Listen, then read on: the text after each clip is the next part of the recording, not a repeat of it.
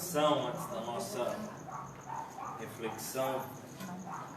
Colocar o nosso coração mais uma vez diante de Deus. Né, Felipe? Tadinho.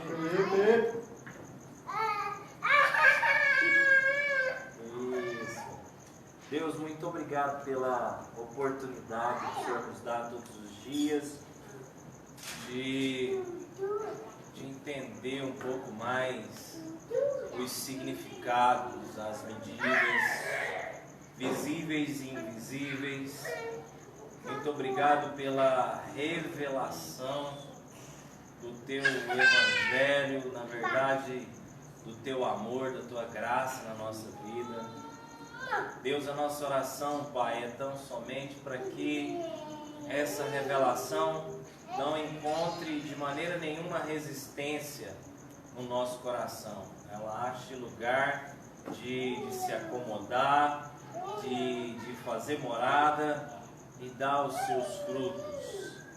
Como diz a Escritura, uma árvore se conhece não é pelas folhas, não é pelas flores, não é pela sua sombra, não é pelo aquilo que ela produz aparentemente, mas é pela sua substância, que é o seu fruto. Então, que a Tua palavra gere fruto em nós, gere consequências de mudança de pensamento e atitude sempre. Em nome de Jesus. Amém. Bom, gente, no final, aí, se alguém quiser, como sempre a gente faz, se alguém quiser contar algum testemunho, quiser completar o que a gente vai dizer aqui, eu queria chamá-los, convidá-los a meditar em Marcos capítulo 4, uma parábola de Jesus muito conhecida e totalmente atual, essencial para os dias atuais. A partir do versículo 4, ele começa a contar essa parábola. Ele diz: eis que saiu o semeador a semear, e ao semear, uma parte caiu à beira do caminho, e vieram as aves e a comeram. Outra caiu em solo rochoso, onde a terra era pouca, e logo nasceu, visto não ser profunda a terra. Saindo, porém, o sol a queimou, e porque não tinha raiz, secou-se. Outra parte caiu entre os espinhos, e os espinhos cresceram e a sufocaram, e não deu fruto, não completou o ciclo, não cumpriu o propósito. Outra, enfim, caiu em boa terra e deu fruto, que vingou e cresceu, produzindo a 30, 60 e a 100 por um. Isso não quer dizer de quantidade. Muita gente usa aqui para falar sobre rentabilidade. Isso aqui diz respeito à fertilidade, potencial de identidade e de fecundação, e não simplesmente multiplicação. E acrescentou: quem tem ouvidos para ouvir, ouça. E é interessante que logo em seguida ele explica. Quando Jesus ficou só, os que estavam junto dele com os 12 o interrogaram a respeito da parábola. Ele lhes respondeu: a vós outros vos é dado conhecer o mistério do reino de Deus, mas os de fora só se ensina por meio de parábolas, para que vendo, vejam e não percebam, e ouvindo, ouçam e não entendam, para que não venham a converter-se e haja perdão para eles. Então lhes perguntou: não entendeis a parábola como aprendeis todas as parábolas? O semeador, ele semeia a palavra, essa semente que ele está falando. São estes os da beira do caminho, onde a palavra é semeada, e enquanto ouvem, algo vem, logo vem Satanás e tira a palavra deles. Semelhantemente, são estes os semeados em solo rochoso, os quais, ouvindo a palavra, logo a recebem com alegria. Mas eles não têm raízes em si mesmos. Eles não têm raiz em si mesmos. Sendo antes de pouca duração, em lhes chegando a angústia ou a perseguição por causa da palavra, logo se escandalizam. Os outros, os semeados entre os espinhos, são os que ouvem a palavra, mas os cuidados do mundo, a fascinação da riqueza e as demais ambições, concorrendo, sufocam a palavra, ficando ela infrutífera, sem cumprir esse ciclo. Os que foram semeados em boa terra são aqueles que ouvem a palavra e a recebem, frutificando a 30, 60 e 100 por um. Para não haver dúvida, para ficar assim, com uma conotação bem óbvia, mas dizendo que existe sim uma revelação, que existe uma orientação, que existe uma informação de um princípio, de um valor transformador, que pode e deve produzir em nós a consciência de reino de Deus, valores de vida. E o que Jesus está dizendo aqui é alarmante e estarrecedor. Ele diz, olha, apesar de todo o potencial curador, transformador, ajustador, equalizador, todo o potencial corretor dessa revelação que eu venho trazer, a verdade é que na vida de vocês, e eu vou falar, e eu disse isso de uma forma figurada, para que as pessoas tenham capacidade de sentir e de figurar isso e significar isso, o que acontece é que muitas vezes isso cai como uma semente à beira do caminho, no coração das pessoas, onde fica exposta, não recebe o devido valor, não recebe o devido cuidado, e aí essa ave de rapina vem e a leva com facilidade. E apesar de haver naquela pessoa uma abertura de coração, de ser alguém que se abre ao entendimento, que é ensinável, essa pessoa, no entanto, não dá o devido valor, não presta o devido cuidado a essa revelação. Isso, então, como uma semente mal zelada, como uma semente que foi esparramada e não foi cuidadosamente acomodada por esse solo, essa semente é roubada, é furtada. E ele continua dizendo, tem gente que é, de outra forma, um terreno rochoso, duro, um coração que não é ensinável, um coração que não está aberto a aprendizados. E eu vou falar uma coisa, a nossa vida e a nossa atitude, nosso comportamento, o nosso sentimento só pode mudar através da mudança do nosso entendimento, ok? Até aqui todo mundo concorda? Não é isso? Óbvio que é assim. Só tem um jeito do nosso entendimento mudar. Qual que é? Através de um processo de aprendizagem. Então, se eu não estou aberto a aprender, ou seja, se o meu ouvido não consegue escutar, se eu não consigo refutar, considerar, se eu não sou ensinável, eu sou esse terreno rochoso. É a revelação, é o evangelho, é o amor de Deus, é a graça de Deus, é o conceito de reino de Deus, é a salvação vindo na minha vida, na minha cara e não achando lugar de quê? De entrar. É isso que Jesus está explicando. Olha, é gente, porque essa terra são as pessoas, ele explica isso de forma muito clara, e a palavra, a revelação, o valor, o conceito, a ideia, a revelação do reino é a semente. E essa semente, por vezes, é semeada. Não falta, como muitas vezes até a gente ouve falar lá, o Nelson que também segue lá, o Caio falando assim, o Caio conta uma história que ele fala, eu achava que o problema da igreja era falta de informação.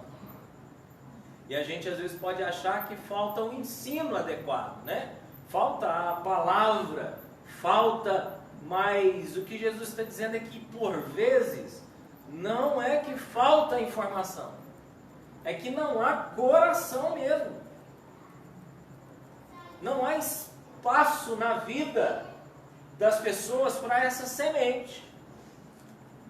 De outra sorte, existem aqueles que são como lugares espinhosos, que até recebem, e é engraçado que essa terra rochosa, a linguagem depois quando ele explica toma uma outra conotação, porque ele fala assim, esse povo recebe a palavra com alegria no primeiro momento, eles não se revelam duros de cara, eles não se revelam aversos, eles não se revelam antagônicos a isso. Há uma primeira receptividade, mas por não serem bem resolvidos e por serem conduzidos e dominados, reféns dos seus instintos, e não serem conduzidos e governados pela consciência, eles não têm consciência de identidade, eles não têm raízes em si mesmo, ou seja, são inconstantes, não são conscientes, são como sonâmbulos, são como animais incantáveis e instintivos. Essa palavra então ela não encontra lugar para completar o seu ciclo. Qual que é o ciclo dessa semente? Essa semente precisa entrar, precisa ser enterrada, germinar, se transformar numa pequena árvore, crescer e dar o seu fruto. Enquanto esse ciclo não é completo, esse processo é doente na nossa vida, é parcial e não passou de uma fantasia, de uma ilusão, não passou de um fogo de palha, não passou de um momento, de um ensaiozinho que não produziu nada além de um frenesi momentâneo, de alguma mudança de atitude momentânea, mas não completou o ciclo na nossa vida. E se não for o solo árido, se não for o solo rochoso da nossa falta de consciência e da nossa falta de identidade, da nossa mal resolução conosco mesmo, podem ser os espinhos, podem ser as ervas daninhas, que são os cuidados da vida, o excesso de preocupação material, física, social, o excesso da crise de concorrência e de emulação. Porque esse solo é bom, esse cara tem o coração aberto, é ensinável, essa pessoa ela tem raiz, ela é alguém constante, portanto a semente entra, começa a crescer, ela acha solo macio o suficiente para entrar, recebe água, germina, cresce, mas quando ela precisa se tornar uma árvorezinha, ela está no meio de muita loucura, ela está no meio de muita tensão, de muita pressão externa, de muita acusação, de muito pré-julgamento de si mesmo, dos outros, de muita relativização. E esses cuidados exagerados terminam por impedir, mais uma vez, que esse plantio celestial e eterno seja concluído na nossa vida. Que essa agricultura celestial, ela cumpra o ciclo total na nossa vida. Qual a consequência? Vivemos uma fé doente. Hoje eu conversava com algumas pessoas, falei, sabe qual que é o problema? É que o problema não é o dom, o problema é o que se faz com o dom. E hoje, o que nós estamos vendo em volta da terra e do mundo, e principalmente no nosso querido Brasil, é que existem verdadeiros bezerros de ouro, com CPF, RG e que respondem por instituições. E sabe por que eles viraram os bezerros de ouro dessa época, dessa era? Porque eles têm dons. E muitas vezes é inegável o dom. Mas o problema é, e não é só o que o cara fez com o dom dele, é o que as pessoas fizeram com o dom dele. Às vezes é um sujeito que tem o dom da palavra, o dom da revelação, o dom, sei lá, vários dons. O cara tem o carisma, que é um dom. O dom do amor, tem gente que tem esse dom. Quantos dons a Escritura diz? Paulo fala sobre os dons.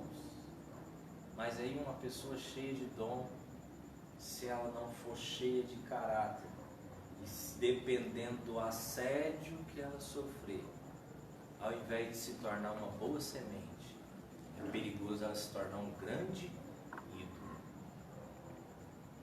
E essa fé é doente, essa fé que não completa ciclo, essa fé que não transforma, uma fé que adestra a gente, uma fé que manipula a gente, uma fé que fideliza a gente, mas uma fé que não transforma ninguém.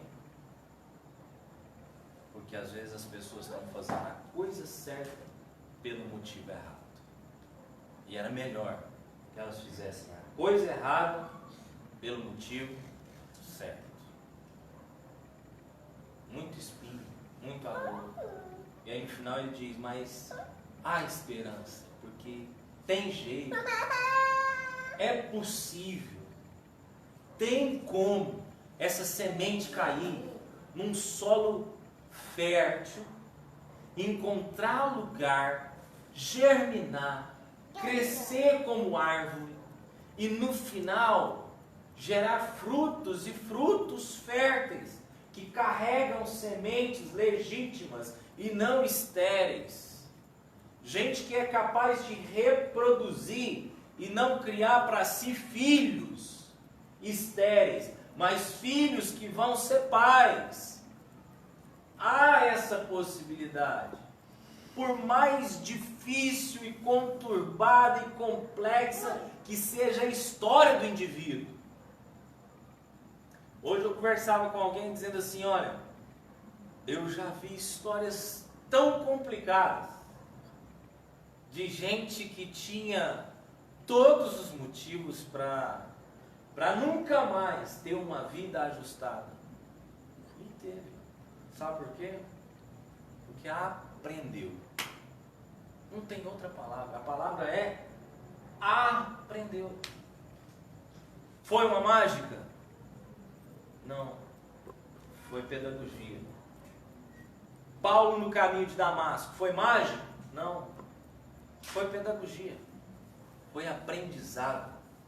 Foi um encontro. E esse encontro é uma degladiação de valores e uma revolução de pensamento. Para que haja uma permuta de consciência. É a desprogramação e reprogramação. É como um sistema que é agora desabilitado e implantado um sistema inequívoco.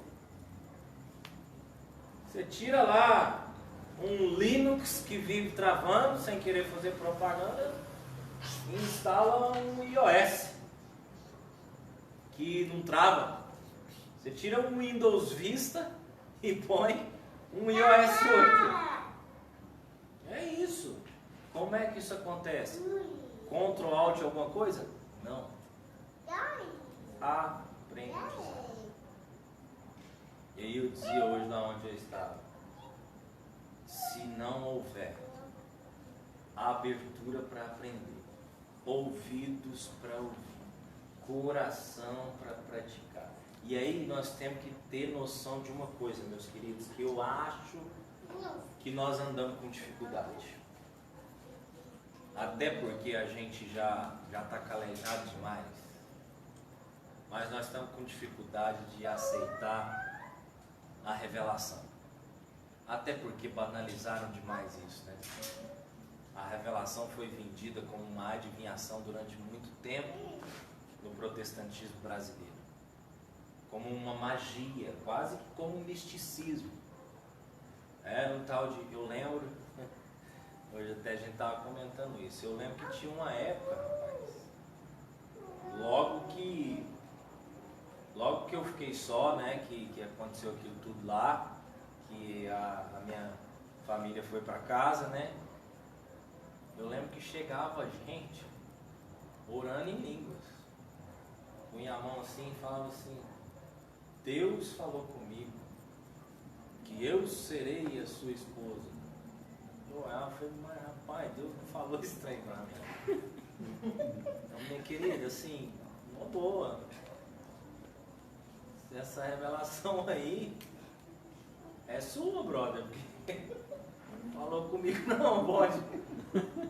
Com todo respeito, mas você entende? Então, assim, só ilustrando, mas a revelação foi banalizada. Em quantos lugares as pessoas entram e todo dia tem que ter uma adivinhação. Não é isso a revelação que eu digo. Mas aí a gente travou tanto por conta disso, que quando há um ensino, algo revelado, às vezes de confronto, daquilo que seja uma consciência que nós temos que assumir, nós achamos uma desculpa para quê? Para não admitir. E nós estamos fazendo isso. E essa nação está fazendo isso. E essa geração está fazendo isso. Essa geração não aceita, não admite seus erros, põe culpa em todo mundo, põe culpa nos antepassados, põe culpa nos pais, põe culpa na mídia, põe culpa na rede social e não admite. Não se assume, não se enxerga e não muda, não é transformada. Pode vir o próprio Deus em carne e osso. E eu vou te falar, se Jesus chegar de frente para nós hoje em dia, é bem perigoso a gente mandar ele passar amanhã. Se ele chegar para conversar com a gente pessoalmente, tete a tete, sobre conversa, esquece instituição, esquece religião, esquece profetada, esquece bobagem humana, esquece as baboseiras das ideologias, filosofias, teologias e qualquer gias que você quiser, esquece isso. Mas eu estou convicto que se o próprio Jesus encarar a gente frente a frente hoje e ter uma conversa com a gente sobre a nossa vida, o nosso coração, a nossa atitude, sabe o que nós vamos fazer? Esse cara tá doido, esse cara não me conhece, ele não sabe como é que é lá em casa não, ele não sabe o que eu estou vivendo, ele não sabe o que eu estou passando. Deixa eu te falar um negócio, parceiro. É o seguinte, você está falando aí que é Jesus, primeiro que eu já não acredito, porque se você fosse Jesus mesmo, você ia me entender. E você não estava falando isso comigo. Então fala o seguinte, segue o seu caminho, que eu vou seguir no meu, que é o que dá para me fazer hoje. E vamos andar do mesmo jeito. Eu acho que é isso que essa geração tem dito para Deus, para o seu reino e para a revelação. Então, de um lado está aqui os neuróticos, os encantados, os místicos que se dizem cristãos, enredados pela magia da pseudo-profecia, seguindo, manhetados, encabrestados. E do outro está aqui um povo agnóstico, cético, resistente. E nós? Onde nós estamos? Que lugar nós ocupamos nessa história, nesse contexto? Que coração é o nosso? Que terra é a nossa vida? À beira do caminho, não guarda, que não valoriza? Ou nós somos o terreno rochoso, que legal, que palavra linda, que maravilha, mas que logo em seguida, primeiro embate, primeiro desafio, não dá, não vou mais, 1, 2, 3, não brinco mais, isso não é pra mim, eu vou mexer com isso mais. Ou nós somos aquela terra onde tens fertilidade, potencial, recebe, aprende, raciocina, não é encantado, não é domesticado, mas tem raiz, por dentro está, de certa forma, até tem profundidade, mas há muita pressão externa permitida, há muita relatividade, há muita permissividade, e esse reino é estrangulado. Ou nós somos essa terra boa, onde o ciclo, por mais que seja demorado, mas ele é completo, onde há espaço para a sementinha entrar, morrer, porque ela morre lá dentro, morre, e aí ela eclode, ela é devidamente agasalhada e posteriormente devidamente liberada para florescer, exposta, ela é exposta na medida certa ao sol, à chuva, e aí então ela frutifica, e esse fruto é liberado, distribuído, e a semente desse fruto, mais uma vez, encontra terra fértil. É um ciclo, gente. E eu não sei como é que é a sua intimidade. A gente se conhece bem aqui. Não conheço a galera que está aí assistindo a gente nessa rede. Mas nós aqui nos conhecemos até bem. Mas não nos conhecemos intimamente. Não conhecemos os desígnios do nosso coração. Então, só nós e Deus podemos dizer a respeito de nós. Que terra somos? Agora uma coisa eu sei. Se esse ciclo metafórico que Jesus está dizendo não se cumprir na nossa vida, no nosso destino, é a infelicidade. Por mais que haja um ciclo meiado, meia boca, aparente, uma árvore que às vezes ficou frondosa, mas não teve raiz, não permaneceu e não frutificou, é uma árvore doente. Daqui a pouco ela vai desmoronar e vai provocar um transtorno e vai deixar essa terra com cara de terra devastada. Se não é uma árvore frutífera, vai adoecer, porque uma árvore só é saudável, isso é assunto para biólogo, mas uma árvore só é saudável se o seu ciclo é inteiro, íntegro, completo. Caso contrário, ela adoece. E em adoecendo, ela causa transtorno e devastação no lugar onde ela vem.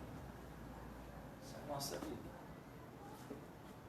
Ou o reino de Deus entra e cumpre o ciclo em nós, ou então nós somos fadados a viver uma experiência de terra devastada.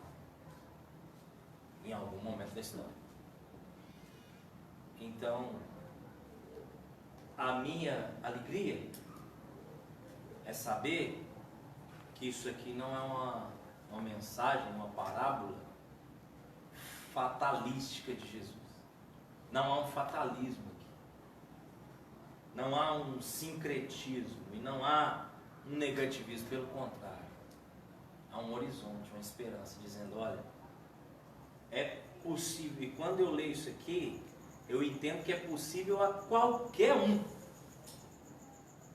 E fica muito claro nas outras conversas de Jesus, nos outros episódios da vida de Jesus e da história toda dos evangelhos.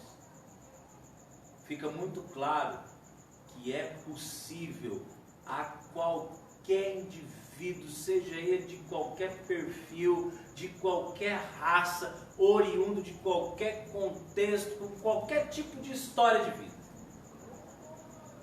É possível a semente entrar, gerar fruto e completar o ciclo. Depende de quê?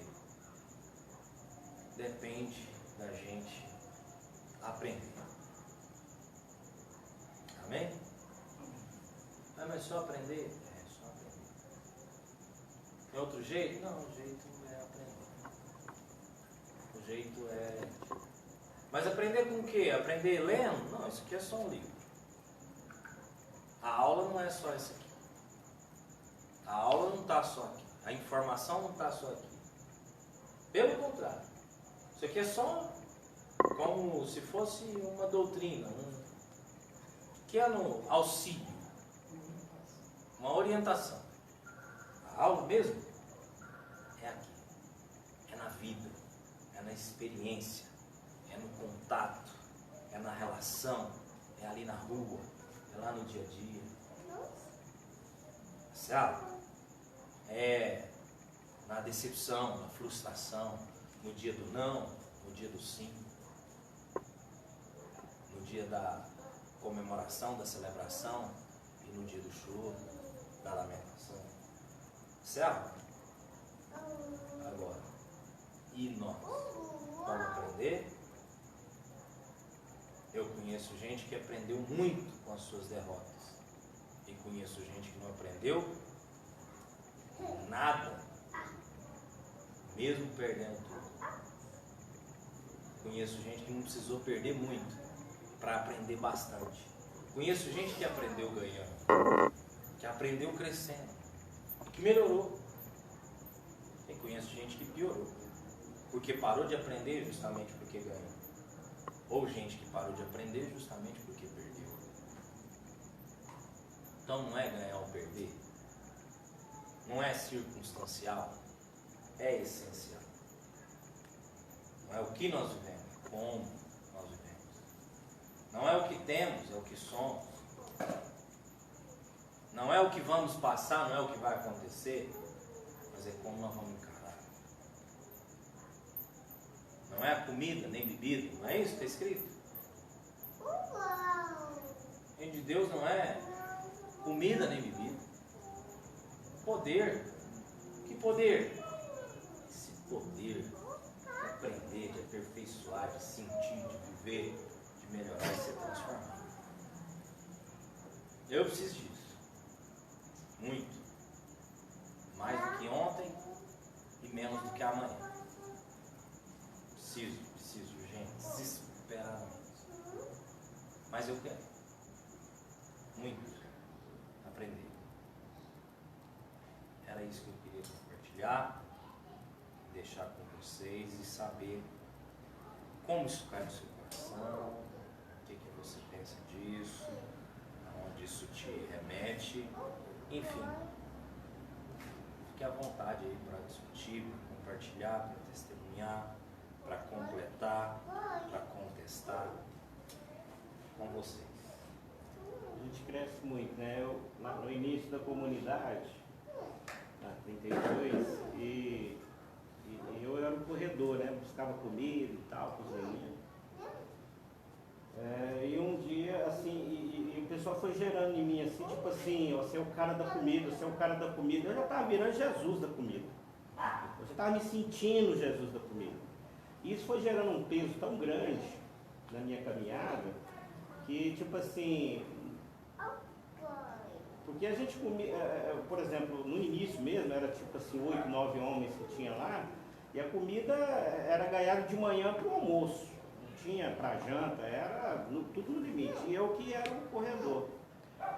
E eles me geraram aquela caminhada, aquela coisa, me levou na frente e bateu palma, tipo assim, é o hominho, e eu fui me sentindo o cara.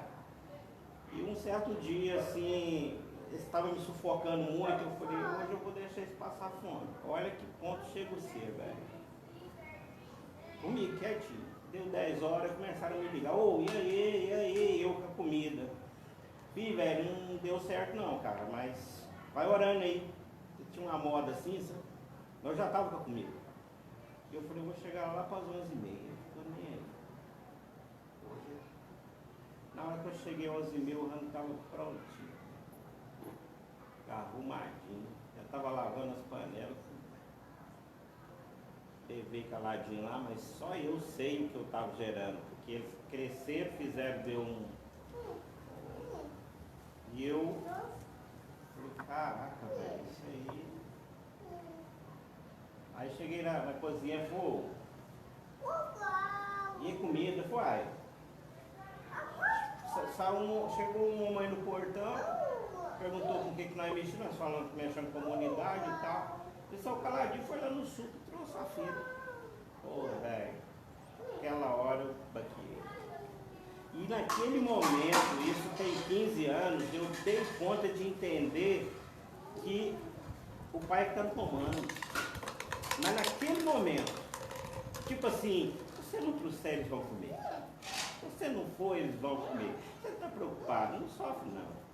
E aí eu descansei. E eu estava passando por dificuldade, que geraram esse peso na minha caminhada. Eu era o cara tal. Eu cresci nisso a ponto da minha casa desmoronar, porque às vezes tinha comida lá e não tinha comida na minha casa. Mas eu não tinha humildade de pedir, não tinha humildade de dividir. Sabe? E eu cresci muito com isso. E aí eu descansei. Falei, ó, gente, eu preciso dar um tempo, preciso tentar recuperar minha família. E foi assim, mas o que eu vejo é que a própria igreja, o pessoal ali, a religiosidade gera isso. Quando você tem um dom, aí já todo mundo te abraça e força aquele dom seu. E você cresce em cima daquele dom. Você mesmo, por si, busca informação em cima daquele dom, de tal forma que amanhã eu só caminho mediante a sua caminhada. O dom virou seu Deus. Acabou. E esse Deus, ele é gerado entre nós. Às vezes eu vejo você como um Deus. E aí eu não estou pronto para ver você cair. E esse é o maior erro nosso. Porque você pode cair e nós estamos prontos para te abraçar. E esse é o erro. Eu venho passando ali agora, na hora que eu vinha na igreja do nosso amado lá, que foi preso. Essa hora, quando eu estava vindo para cá, tinha no mínimo 30 carros na porta. Tinha 3. A pergunta que fica é o seguinte, quem está pronto para abraçar o cara na hora da dor? Quem é o crente? Quem é o Cristo que ele serve, que aquele cara não pode errar? Ninguém está nem aí pro cara. No mínimo tinha umas 15 pessoas lá dentro. É a pergunta que fica, um lugar que ficava cheio, transbordando, só porque o cara errou, igual qualquer um erra, mas eu não admito o erro dele. Então, na realidade, esse pessoal está apego nele em Cristo. Apego nele em Cristo, e esse é o nosso maior erro. E eu tenho que estar em Cristo para poder socorrer todos. Mas isso é um mundinho, né? E é porque é aquilo, a gente não se enxerga, a gente enxerga para fora demais, relativiza demais, porque nessa questão que você está falando, para mim a figura mais escrachada da prostituição do processo.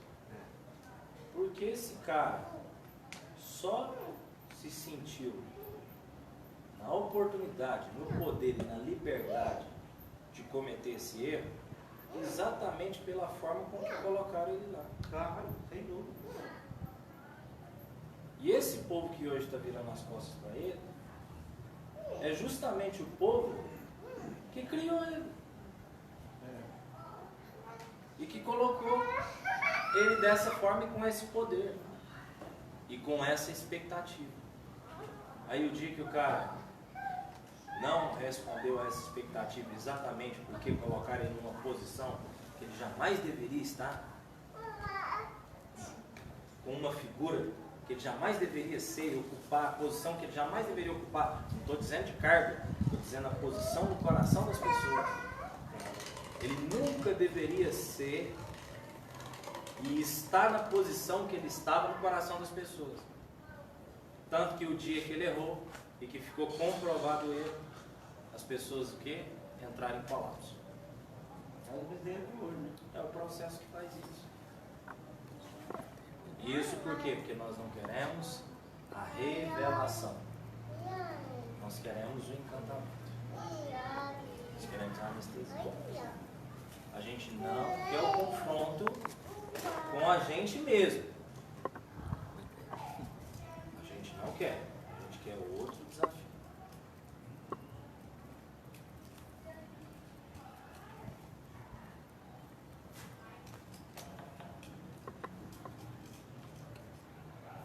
Põe pra fora, Nath. Eu vejo assim, Joel, que se a gente for perguntar em qualquer ambiente, até no nosso mesmo, que coração é o seu? Todos vão dizer, meu coração é essa terra boa. Todos. Seja quem for. Porque o conceito que a gente tem é esse.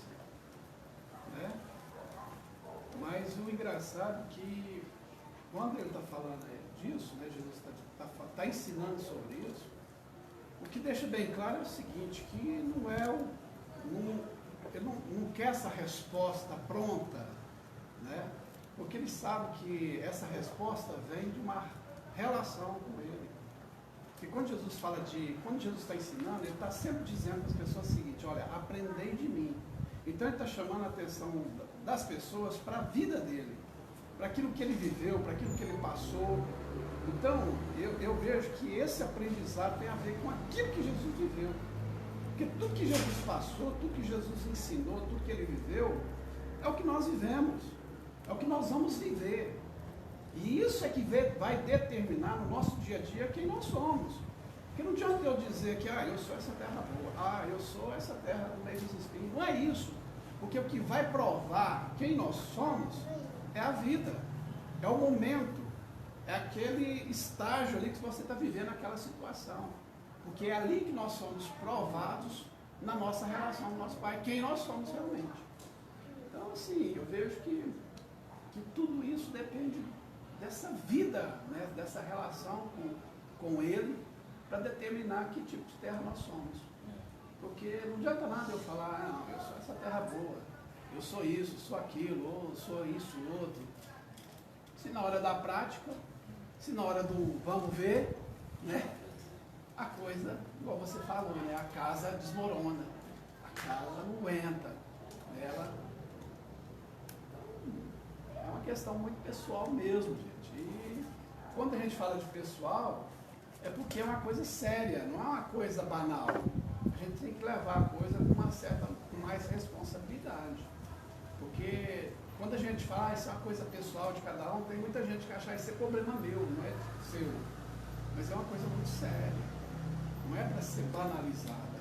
A nossa vida, a nossa relação com Ele não pode ser uma coisa tratada e traduzida de qualquer forma, de qualquer jeito. E vamos levando e vamos vivendo. Né? Não dá para ser assim. Reino de Deus, a palavra do reino, porque essa palavra, em outras versões, fala assim, quando a palavra do reino é semeada. Né? Então, assim, a palavra do reino, ela sempre vai nos confrontar. Ela sempre vai pedir uma transformação na nossa vida. Né? Por isso que ela não tem como a gente querer banalizar ela. Porque ou a gente se transforma, ou a gente está fora. Não tem meio termo. Então, assim, não tem jeito a gente ficar se enganando, ficar brincando de religião. ficar brincando de, né, de vir, eu tenho uma relação, né? Não dá para brincar, é uma coisa muito séria. E vai exigir um compromisso, vai exigir um posicionamento, né? Vai exigir uma definição. Mais cedo ou mais tarde, isso tem que ser definido dentro da gente. O que a gente realmente quer. Porque se não, a coisa vai desmontar.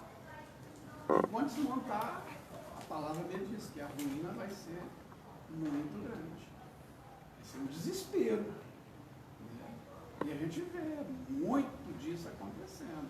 Pessoas que diziam ter uma relação com Deus, mas quando a casa desmontou e desmoronou, o que acontece? A pessoa vai embora. Entendeu? Desaparece. Foge. E entra em parafuso.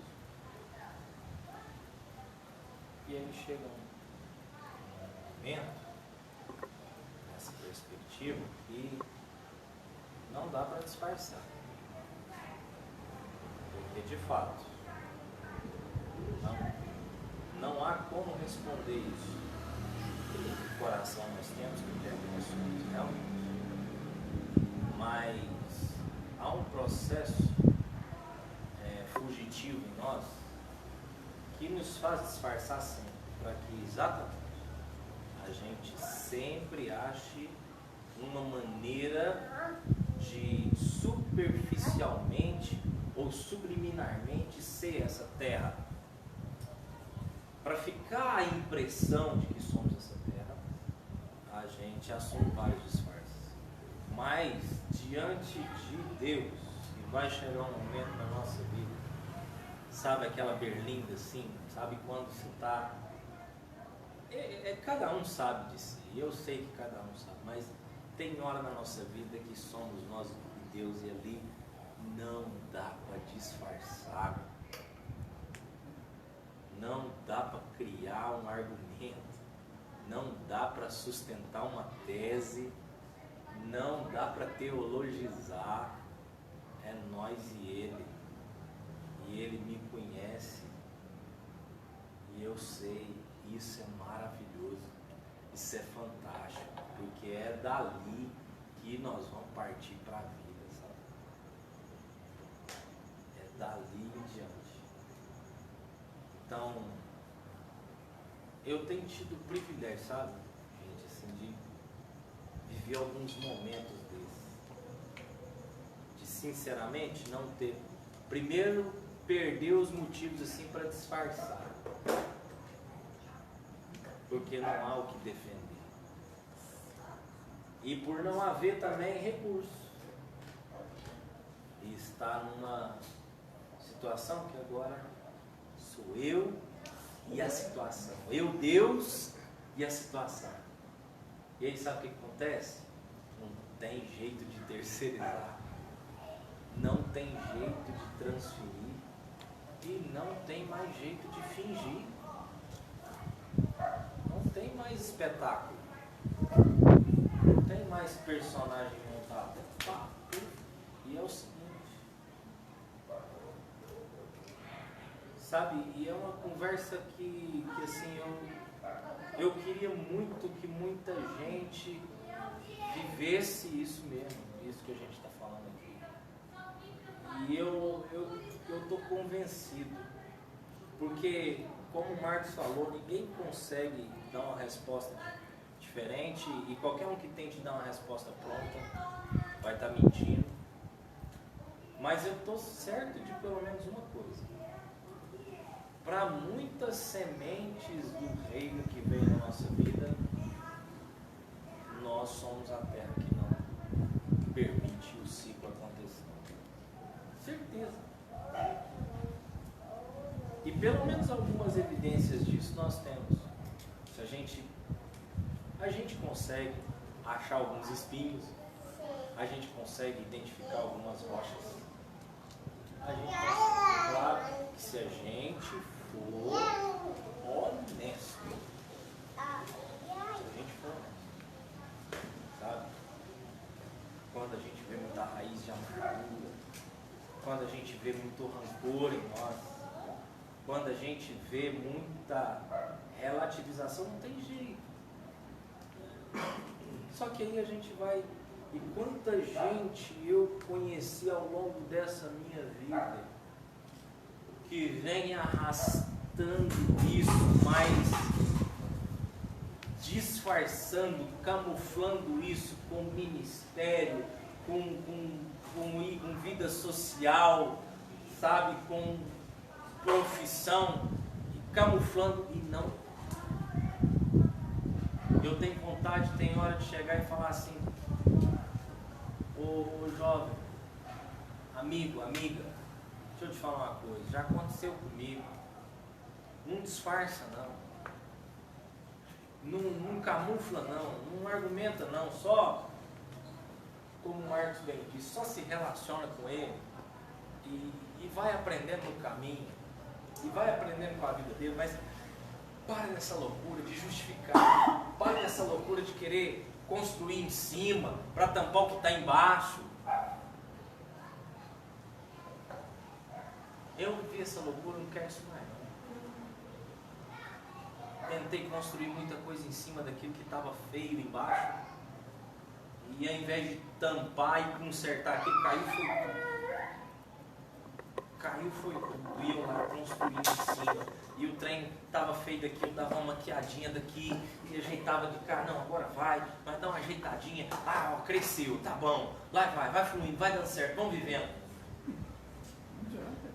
A casa da areia. Uf. E quando cai tudo. Não adianta arremendar. Tem que construir de novo, tem que começar de novo, do zero.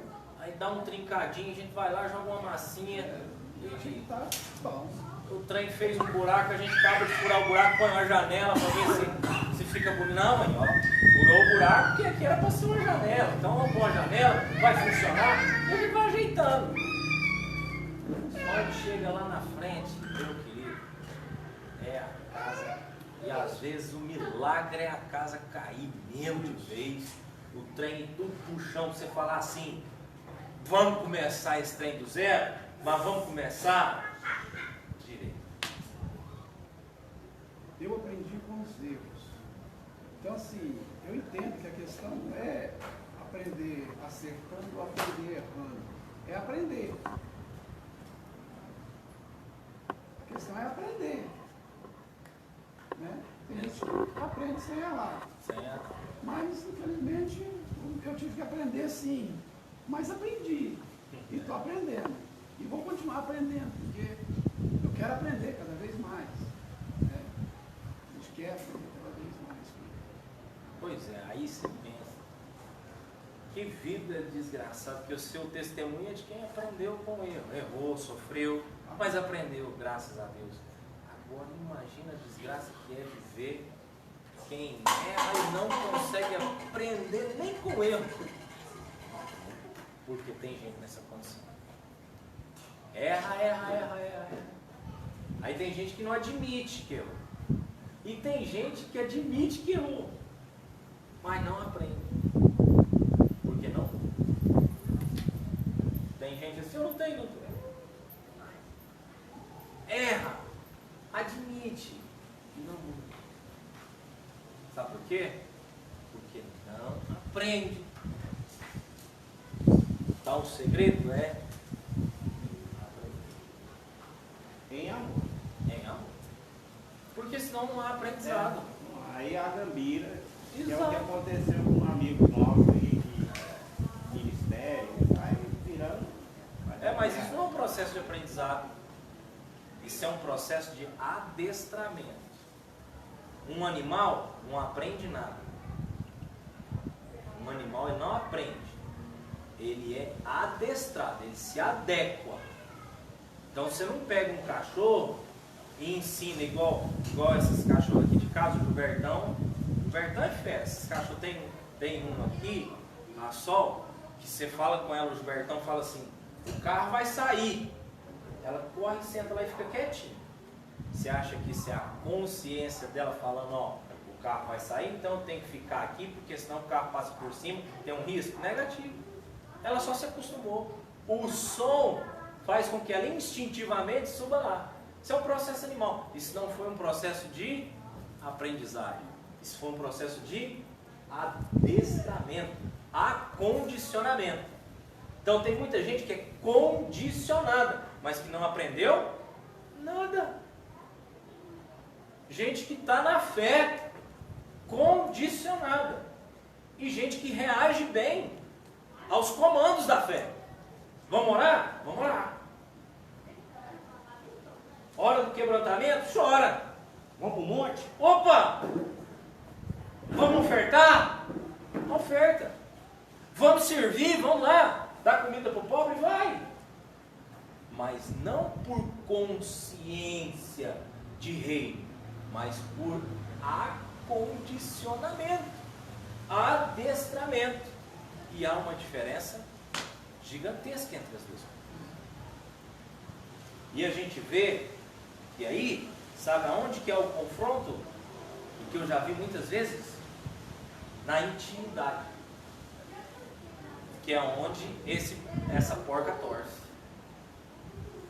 Que é a hora de ceder, que é a hora... Aí não vai, porque aí o instinto fala mais alto. Né?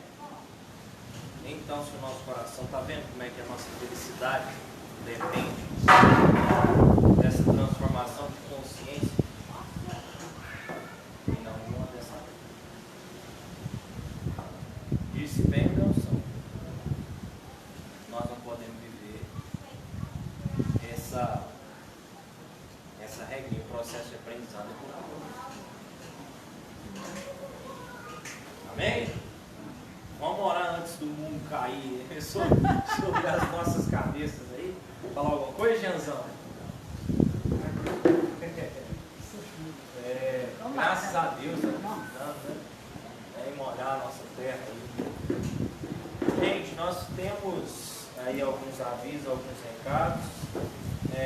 Vamos marcar a nossa resenha para os próximos dias aí, se Deus quiser.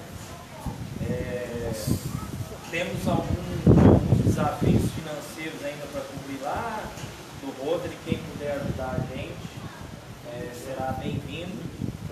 Nós vamos precisar também custear alguns prejuízos que ficaram da instituição que a gente fechou lá, mas aí isso a gente vai fazer alguma coisa, tá? A gente está pensando em fazer uma ação entre amigos, porque ficou lá umas contas de energia muito caras para pagar, ficou material de construção. E assim, infelizmente, isso caiu no colo aí. Nós vamos ter que liquidar. Estamos liquidando já. Então, nós vamos fazer uma açãozinha, vamos contar com a ajuda de todo mundo, tá? Amém. Deus, o Senhor é nosso Pai amoroso, grandioso e poderoso. Nós contamos contigo em tudo. E o Senhor nunca nos abandona. Pai, nós queremos viver a integralidade desse processo de reino de Deus na nossa vida. Nossa, como isso é grave, como isso é sério. Mas é isso mesmo, a nossa oração é essa, Deus. Nós queremos viver a integralidade disso. Não queremos a parcialidade. Então, capacita nosso coração, Pai, para viver isso. Não de maneira parcial, mas o ciclo completo. Ajuda a gente a ser sempre essa terra que recebe essa agricultura, em nome de Jesus. Boa semana para todos nós e a gente